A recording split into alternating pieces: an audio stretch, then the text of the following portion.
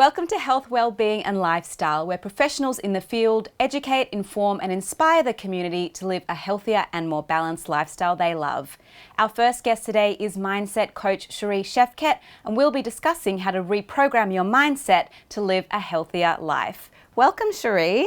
Thank you. Thanks for having me. So my first question, is it actually possible to reprogram your mindset? And it's a little bit of a mysterious thing, I find. A lot of people think they cannot. You can't teach an old dog new tricks, and you are the product of who you are. But you can definitely change your mindset through programming.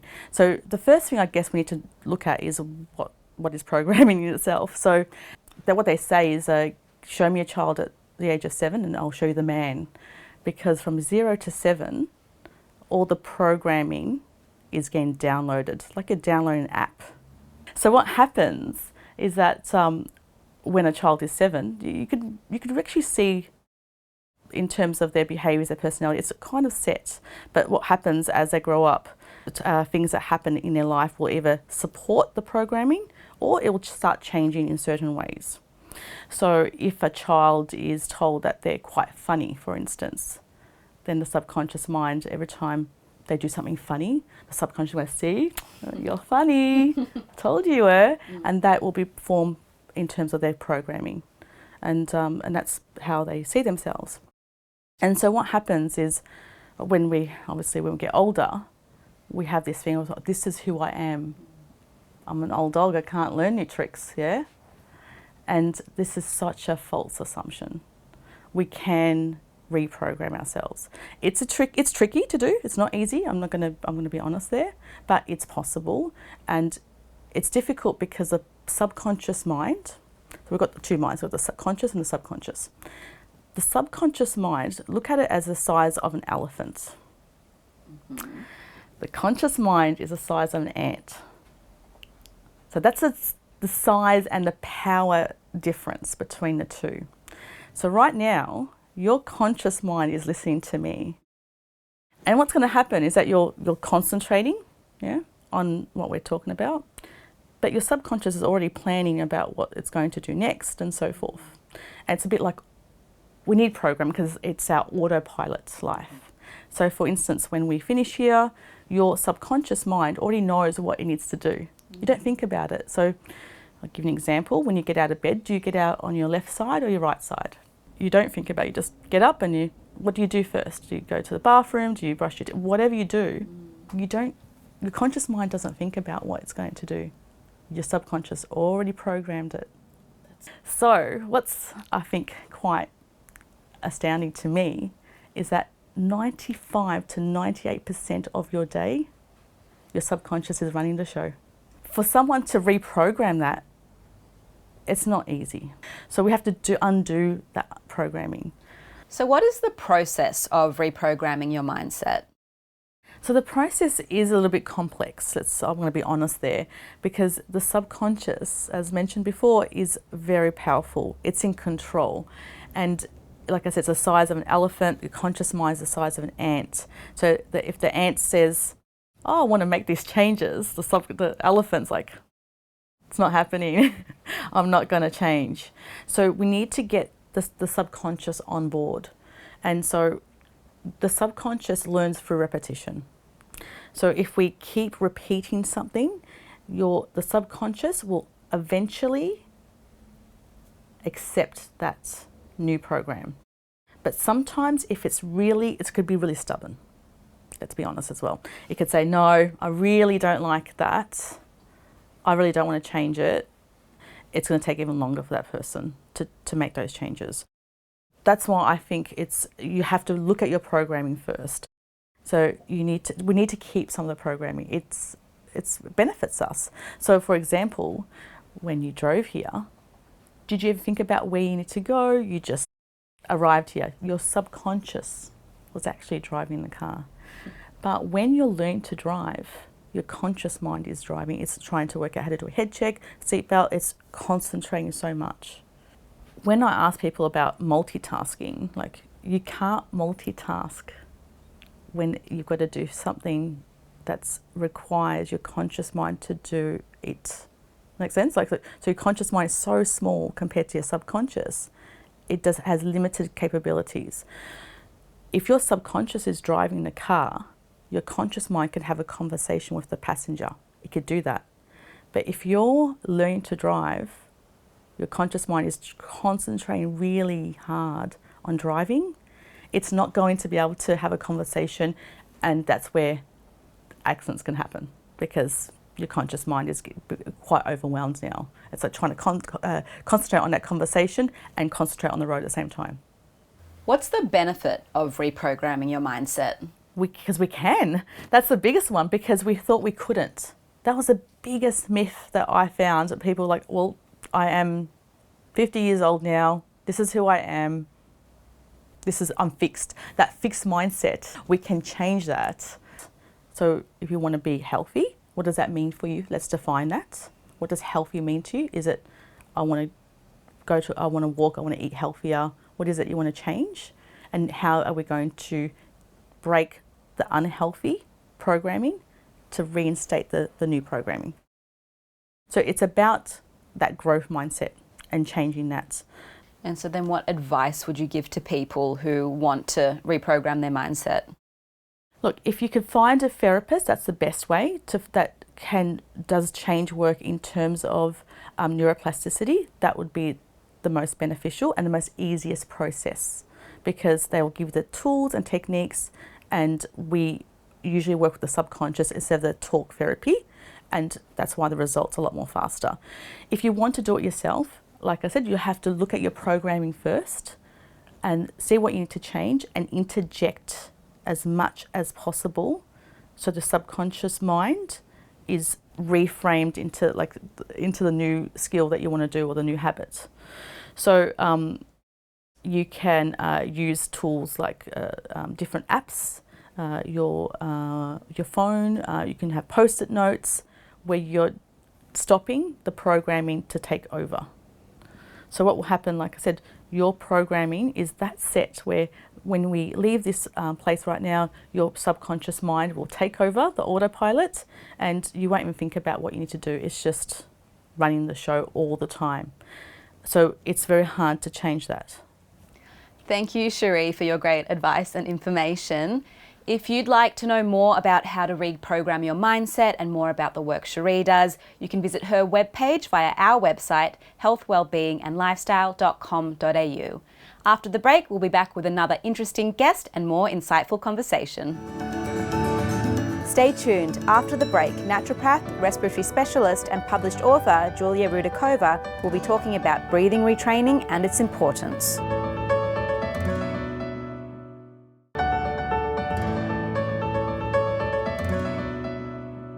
Welcome back. Our second guest is naturopath, respiratory specialist and published author Julia Rudakova, and she will be talking about breathing retraining and its importance. Welcome, Julia. Thank you. Thank you for having me. This is such a fantastic topic. I love talking about that. So can you tell us a bit about breathing retraining and its importance? I always start talking to people about the rule of three. And the rule of three tells us about our survival needs. And an average human person can't live without food for, on average, 3 weeks, without water on average 3 days, and without air up to 3 minutes.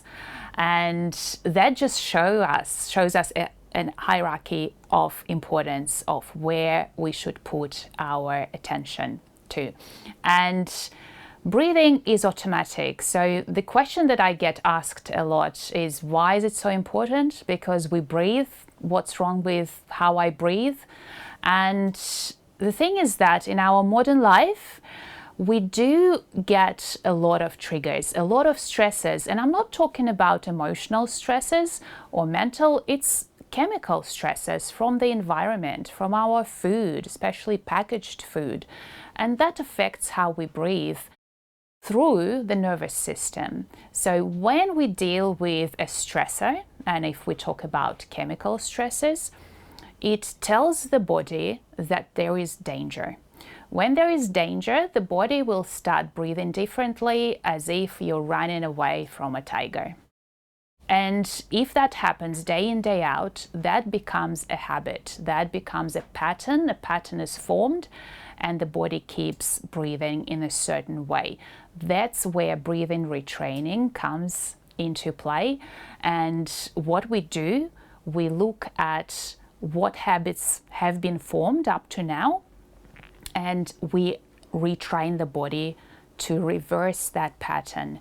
So if they have a very obvious chest breathing, so breathing with the upper chest, you notice that the shoulders are moving when you breathe. So some people, when they sit up straight, you can noticeably see the movement of the shoulders. So that's not functional. This tells the body that you need to be alert, that it's stress, that you're running away from danger, and that's not a very optimal way of living, really.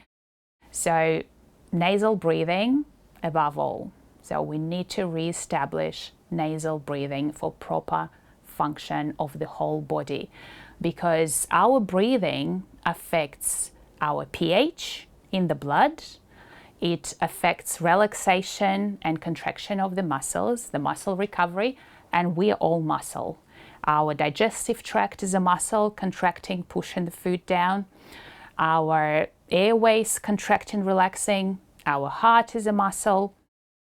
So we need to help the body function properly, and breathing is the first step to do that. Can you demonstrate one of the techniques with breathing retraining? For the fun of it, today we can do a bit of samurai breathing, I call it. So I always go back to that story that in ancient Japan, when they picked a young boy to be a samurai or a young man, they would do a breath test, breathing test, and they would use a feather for that test. So I do have a feather with me, and I'll show you how to do that. What that test does, it shows us whether the body is at its optimal. So whether the body can slow down and breathe gently without force through the nose and slowly, right? When we have that, we know that we can relax and we can focus, right? So relaxation and focus, they come hand in hand. So I have this feather with me. It's a beautiful feather, and this is what I give to kids who come to do breathing retraining with me, and adults as well, because it's fun and it brings that concentration into the breathing process, because breathing can be relaxing. You can really relax into that and forget that we're doing the retraining. So what we do is we sit up straight. So if you sit up straight and imagine that you have a string attached to the top of your head, and someone is pulling the string up, and your whole spine is nice and straight, and you have a fine feather under your nose. So we can use our finger just to feel the warmth, how much air we breathe out, and focus on that for a little bit. And once you get that normal breathing, so it's just normal breathing, whatever comes, when you have that and you feel that warmth on your finger, and relax into that, the back is straight. And the next step here is to breathe in a little bit less. Just imagine in your mind's eye that you breathe a little bit less, right? And you will notice that there is not as much warmth. So it's still warm, you're alive, yeah, the air goes in and out, but it's a little bit less, not as much air hits the finger, right? And with the feather, it gets a little bit more fun, because you can see the fine fibers. They move when I speak, they move when I breathe. So with the feather under the nose, the aim is to be able to breathe very, very gently, just for a minute or two, so that the fine fibers, they stay relatively still. They move a little bit because they're really, really fine, as you can see. You don't need a feather, you can just use your finger and imagine that airflow, and that you breathe less and less and less, not to the point of dizziness, but just as a game, as a little play, to see how gently and slowly and quietly you can breathe for a minute or two. And what tips would you give to people who are interested in breathing retraining? Right, so first and foremost, we need to be aware. What is happening in the body? And there is a lot of mindful practices nowadays, and one of the best practices for mindfulness is being aware of your breathing pattern. Drop into the body, see what's happening with the muscles, where the diaphragm is moving, whether you're breathing with your chest, whether the mouth is open, or you're okay to breathe through the nose, or sometimes it's difficult and you're a bit blocked and congested. So what's happening there? So just that awareness, and you can weave that. You don't need to find 10 minutes, I need to do my breathing and find some time and space. It can be as easy as you stop at the red traffic light and you can check in with the body. What's happening? Where is my breathing today? What is happening with my chest, with my diaphragm? Am I breathing through the nose? Is it heavy? Can I hear myself breathe? So all those questions, and then you address that one symptom at a time. And always seek advice of a professional breathwork facilitator, qualified naturopath, medical professional, to help you on that journey. Thank you so much, Julia, for those insights. If you'd like to know more about breathing retraining and Julia, you can visit her webpage on our website, healthwellbeingandlifestyle.com.au. After the break, we'll be back with another interesting guest and another interesting topic. Stay tuned. After the break, health coach Denise Mokadsi will discuss the topic, is anxiety and depression or brain fog in your DNA?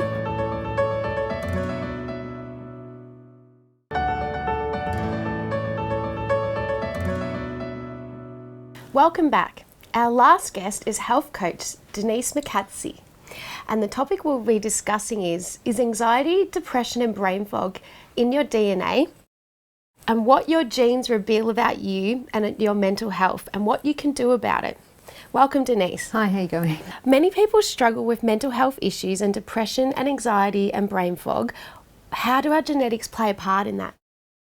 Many people do struggle with mental health issues, and we've got a very stressful lifestyle, most of us. And epigenetics is really a way that we can look at how can we use our genes as information to how we might be able to better handle mental health. Epigenetics might be a term that viewers have heard of before, but may not really understand. An easy way to look at it, I find, is to use an analogy, and this particular one could be like music. So if we think of our DNA or our genes like the notes on a sheet of music, and when we can't change that, so the notes are already there, but how we play those notes is kind of like our lifestyle, and together how we play the notes is our result, like our outcomes that we see. That together is kind of the epigenetic. So basically it's our lifestyle influencing our genes. And when we understand how we might be able to do certain things in our lifestyle to get better influences on our genes, then we can have a bit more control over how we handle stress and that kind of, how we're coming across from a mental perspective, how well we can handle things because of what we're doing in our lifestyle. Can you share some examples of knowing your genetic profile and how it can help someone manage their mental health issues? Because we're all individuals, we've all got different genetic profiles basically. But when we know our own profile, it can help us manage our experiences with more knowledge, I guess, more power on how we react to something. The differences do come a lot quite through hormones.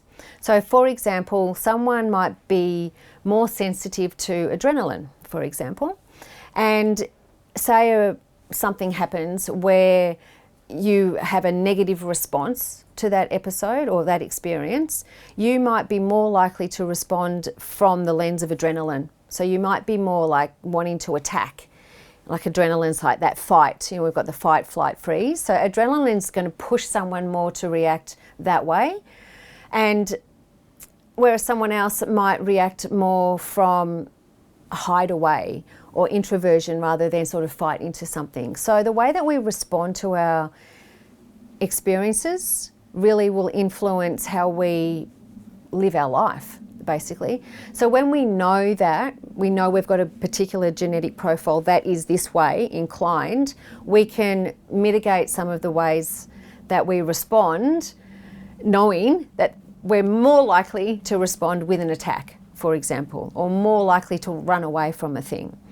And so that's one way that we can use our genetic profile to influence how we might think about something and react to something, and hence our mental health or how we interpret all of that.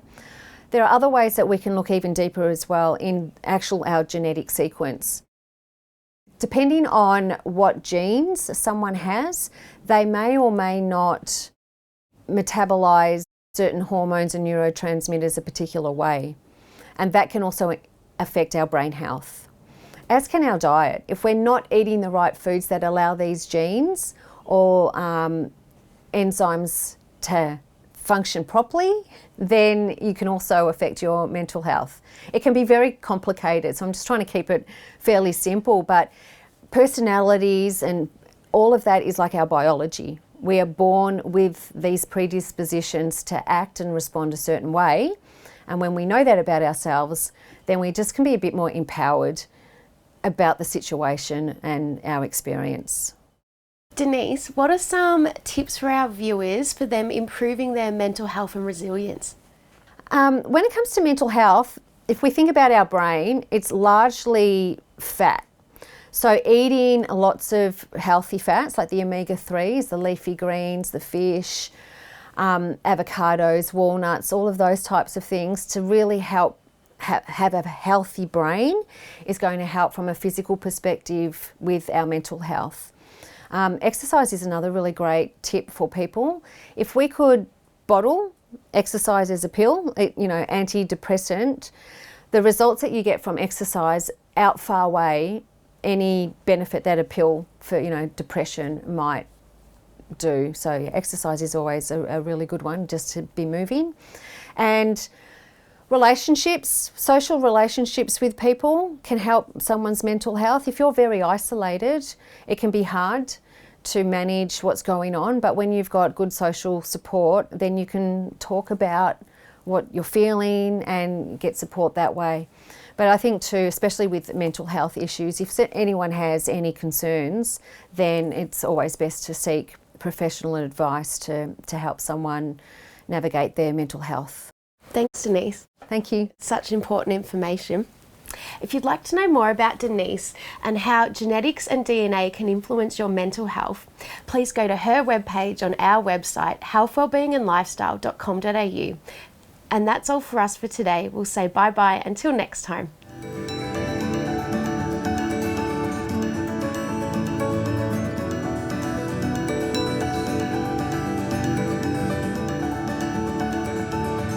If you'd like to know more about our show, please like us on Facebook, follow us on Instagram, and subscribe to our YouTube channel.